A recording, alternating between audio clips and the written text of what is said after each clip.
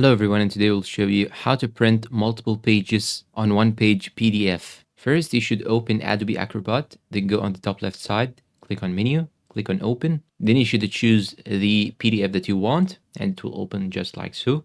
Now in this PDF, I have about 7 pages, just like so. So now we're gonna go and click on Menu, then go and click on Print. And now we should choose from here Multiple, and this will actually put more than one page inside one PDF page. So in my case, I have them in 2 pages because I have about 7 pages, as I mentioned. You can even go and choose between landscape and portrait, just like so. And this will change how is the orientation. And you can change the number of pages per sheet by clicking on this option right here.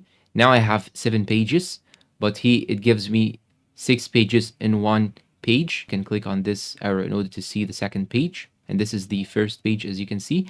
Now let's say that I want all the 7 pages to be inside one page. So I'm gonna click on this arrow, then click on custom. Then I'm gonna type here 7 by 3, for example. So it will be displayed just like so. Here I have the 7 pages, as you can see. Then you want to go and click on print. And that's all for today's video. If you find it helpful, please support us with like, subscribe, comment, share. Thank you for watching, and goodbye.